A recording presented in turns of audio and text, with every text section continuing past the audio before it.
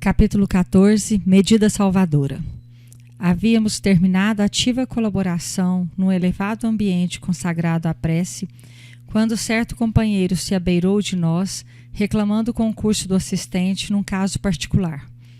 Calderaro, de certo, conheceria os pormenores da situação, porque entre ambos logo se estabeleceu o curioso diálogo. Infelizmente, dizia o informante, nosso Antídio não sobreleva a situação. Permanece em derrocada quase total. Vinculou-se de novo a perigosos elementos da sombra e voltou aos desacertos noturnos com grave prejuízo para o nosso trabalho socorrista. Não lhe valeram as melhoras da quinzena passada? Indagou fraternalmente o orientador. Aproveitou-as para mais presto volver a reflexão. Esclareceu o interlocutor com inflexão magoada. É de notar, porém, que se achava quase de todo louco. Sim, mas conseguiu fruir outra vez estado orgânico invejável, mercê de sua intervenção última. Logo, porém, que se viu fortalecido, tornou desbragadamente aos alcoólicos. A sede escaldante, provocada pela própria displicência e pela instigação dos vampiros que vorazes se lhes enxameiam à roda, everteu-lhe o sistema nervoso. A organização perispirítica, semi-liberta do corpo denso pelos perniciosos processos da embriaguez, povoa-lhe a mente de atros pesadelos, agravados pela atuação das entidades perversas que o seguem passo a passo.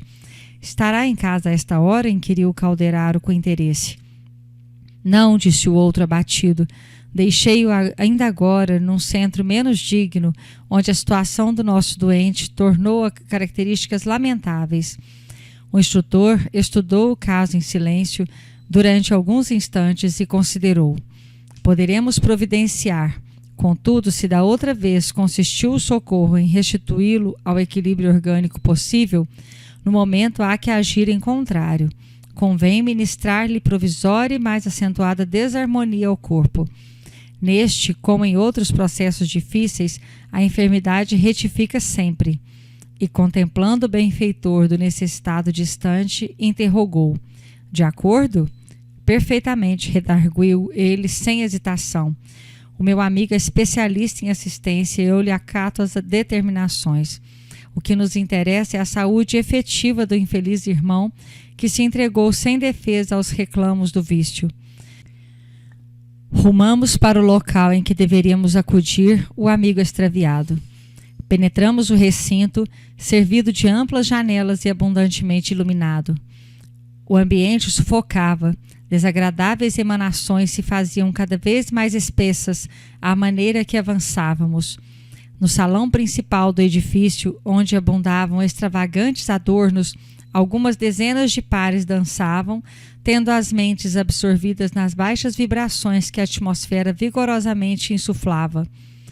Indefinível e dilacerante impressão dominou-me o ser.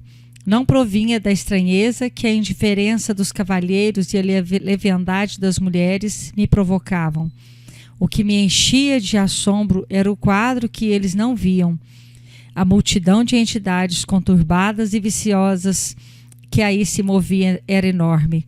Os dançarinos não bailavam sós, mas inconscientemente correspondiam no ritmo assodado da música inferior a ridículos gestos dos companheiros irresponsáveis que lhes eram invisíveis. Atitudes simiescas surgiam aqui e ali. De quando em quando, gritos histéricos feriam o ar. Calderaro não se deteve.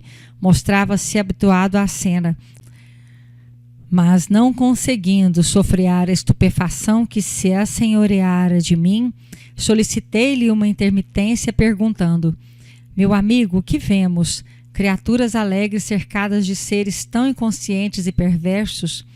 Pois será crime dançar? Buscar alegria constituirá falta grave? O orientador escutou pacientemente as indagações ingênuas que me escapavam dos lábios, ditadas pelo espanto que me assomara repentinamente, e esclareceu. Que perguntas, André? O ato de dançar pode ser tão santificado como o ato de orar, pois a alegria legítima é a sublime herança de Deus. Aqui, porém, o quadro é diverso. O bailado e o prazer nesta casa significam um declarado retorno aos estados primitivos do ser, com iniludíveis agravantes de viciação dos sentidos. Observamos nesse recinto homens e mulheres dotados de alto raciocínio, mas assumindo atitudes de que muitos símios talvez se pejassem.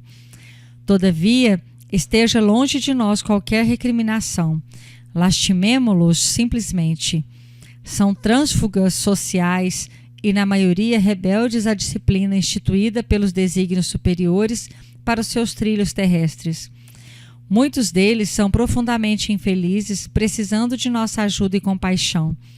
Procuram afogar no vinho ou nos prazeres certas noções de responsabilidade que não logram esquecer.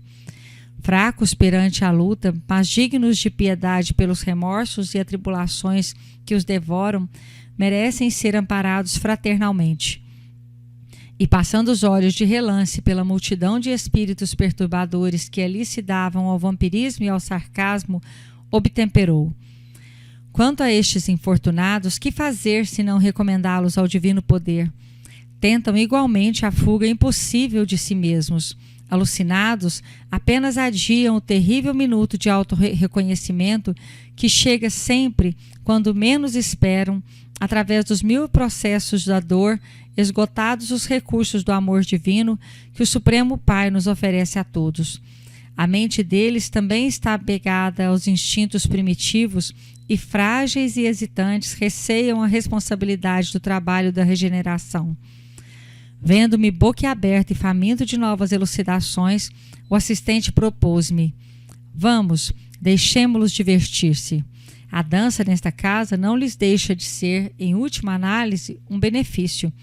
Chegaram nossos amigos encarnados e desencantados aqui presentes a nível tão desprezível que, sem dúvida, não fora o sapateado, estariam rodando lá fora em atos extremamente condenáveis, tais a predisposição em que se encontram para o crime. Que o Pai se comisere de todos nós. Demandamos o interior apressadamente. Numa saleta abafada, um cavalheiro de 45 anos presumíveis jazia a tremer. Não conseguia manter-se de pé. Calderaro examinou-o detidamente e indagou do novo amigo que nos acompanhava: voltou aos alcoólicos há muitos dias? Precisamente há uma semana. Vê-se que se esgotou rápido. Enquanto encetava a aplicação de fluidos magnéticos, o orientador aconselhou-me notar os característicos do quadro dantesco sob nossos olhos. Antídio, doente e desventurado, a despeito das condições precárias, reclamava um copinho, sempre mais um copinho, que um rapaz de serviço trazia obediente. Tremiam-lhe os membros, denunciando-lhe o abatimento. Auge do suor lhe escorria da fronte e de vez em quando desferia gritos de terror selvagem. Em derredor, 4 entidades embrutecidas submetiam-no aos seus desejos. Empolgavam-lhe a organização fisiológica, alternadamente uma a uma, revezando-se para experimentar a absorção das emanações alcoólicas, no que sentiam singular prazer. Apostavam-se particularmente da estrada gástrica, inalando a bebida a volatizar-se da cardia ao piloro. A cena infundia angústia e assombro. Estaríamos diante de um homem embriagado ou de uma taça viva cujo conteúdo sorviam gênios satânicos do vício? O infortunado Antídio trazia o estômago atestado de líquido e a cabeça turva de vapores. Semidesligado do organismo denso pela atuação anestesiante do tóxico, passou a identificar-se mais intimamente com as entidades que o perseguiam. Os 4 infelizes desencarnados a seu turno tinham a mente invadida por visões terrificantes do sepulcro que haviam atravessado como dipsomaníacos. Sedentos, aflitos, traziam consigo imagens espectrais de víboras e morcegos dos lugares sombrios onde haviam estacionado. Entrando em sintonia magnética com o psiquismo desequilibrado dos vampiros, o ébrio começou a rogar estentoriamente: salve-me, salve-me por amor de Deus! e, indicando as paredes próximas, bradava sob a impressão de indefinível pavor: ó, os morcegos, afugentem-nos, detenham-nos, piedade, quem me livrará? Socorro, socorro! 2 senhores, também obnubilados pelo vinho, aproximaram-se espantados. Um deles, porém, tranquilizou o outro, dizendo: nada demais, é o Antídio de novo, os acessos voltaram, deixemo-lo em paz. Enquanto isso, o desditoso ébrio continuava bradando: ai, ai, uma cobra, aperta-me, sufoca-me, que será de mim? Socorro! As entidades perturbadoras timbravam nas atitudes sarcásticas, gargalhavam de maneira sinistra. Ouvia-as o infeliz ali ecoarem no fundo do ser e gritava, tentando investir, embora cambaleante, os algozes invisíveis: quem zomba de mim? Quem? Cerrando os punhos, acrescentava: malditos, malditos sejam. A cena prosseguia, dolorosa, quando Calderaro se acercou de mim, esclarecendo: é deplorável pai de família que, incapaz de reagir contra as atrações do vício, se entregou inerme à influência de malfeitores desencarnados, afins com a sua posição desequilibrada. Em atenção às intercessões da esposa e de 2 filhinhos amoráveis que o seguem, assistimos-lo com todos os recursos ao alcance de nossas possibilidades. Entretanto, o imprevidente irmão não corresponde ao nosso esforço. Emerge de todas as tentativas, mais e mais disposto à perversão dos sentidos. Busca, acima de tudo, a fuga de si mesmo. Detesta a responsabilidade e não se anima a conhecer o valor do trabalho. Atenuando-lhe a ânsia irrefreável de sorver alcoólicos, esperamos se reeduque. Para isso, porém, usaremos agora recurso drástico, já que o desventurado se revela indefeso a todos os nossos processos de auxílio. Fixando em mim expressivo olhar, concluiu: Antídio, por algum tempo, a partir de hoje, será amparado pela enfermidade.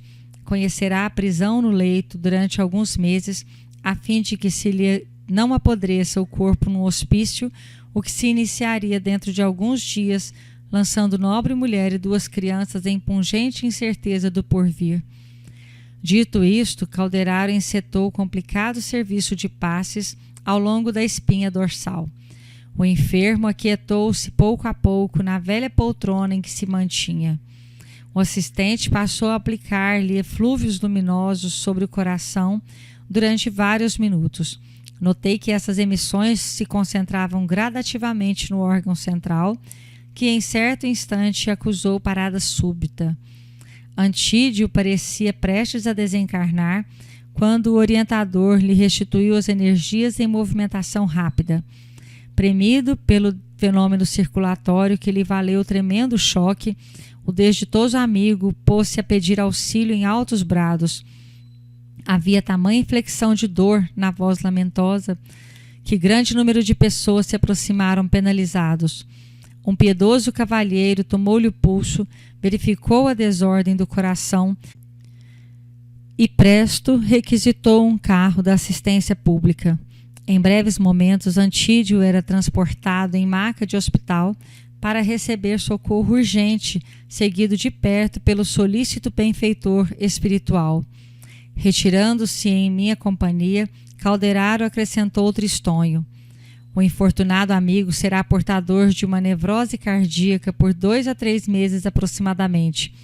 Debalde usará valeriana e outras substâncias medicamentosas. Em vão apelará para anestésicos e desintoxicantes. No curso de algumas semanas conhecerá intraduzível mal-estar, de modo a restabelecer a harmonia do cosmo psíquico. Experimentará indizível angústia, submeter-se-á a medicações e regimes que lhe diminuirão a tendência de esquecer as obrigações sagradas da hora e lhe acordarão os sentimentos devagarinho para a nobreza do ato de viver. Notando minha estranheza, o assistente concluiu: que fazer, meu amigo? As mesmas forças divinas que concedem ao homem a brisa cariciosa infligem-lhe a tempestade devastadora. Uma e outra, porém, são elementos indispensáveis à glória da vida.